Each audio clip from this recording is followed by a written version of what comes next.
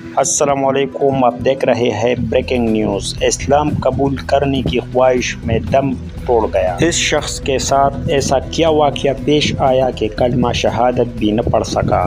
اللہ پاک جب جس کو چاہے ہدایت دے اور جب چاہے سختی کے معاملات میں رکھے، یہ اختیار صرف اس ذات کے ہے۔ ایسا ایک واقعہ فلپائن کے شخص کے ساتھ پیش آیا جو زندگی بھر غیر مسلم رہا، لیکن جب اس نے اسلام قبول کرنے کے بارے میں سوچا اور لوگوں سے اپنی خواہش کا اظہار کیا، لیکن کلمہ شہادت نہ پڑھ سکا اور دم توڑ گیا۔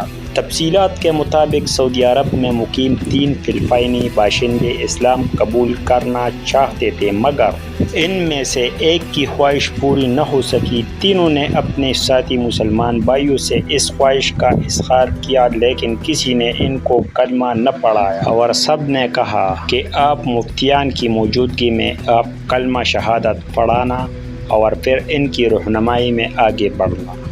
شیخ نے ان کو جمعے کے صبح کا وقت دیا تھا کہ کعبے میں جمعے کے روز آپ سے ملاقات ہوگی۔ جو ہی جمعے کا دن آیا، تینوں نے کعبہ میں پہنچ کر شیخ کا انتظار کرنے لگا، اور اسی انتظار میں اسلام قبول کرنے کی خواہش مند 3 افراد میں سے ایک کا انتقال ہو گیا۔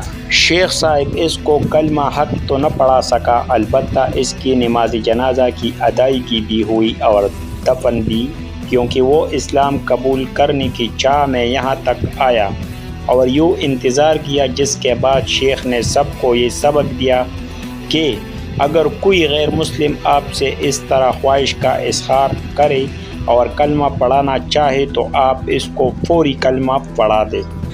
تو اس سے ہم کو یہ سبق ملتا ہے کہ کوئی غیر مسلم آپ کو کہے کہ میں ایمان لاتا ہوں اور کلمہ پڑھاتا ہوں، تو آپ فوری اس کو کلمہ پڑھائیں اور اس کو مسلمان کروائے۔ پھر آپ مفتی صاحب کے پاس لے جائے، شیخ صاحب کے پاس لے جائے، کوئی امام کے پاس لے جائے، تو کوئی مسئلہ نہیں، لیکن اس کو فوری کلمہ پڑھا دے۔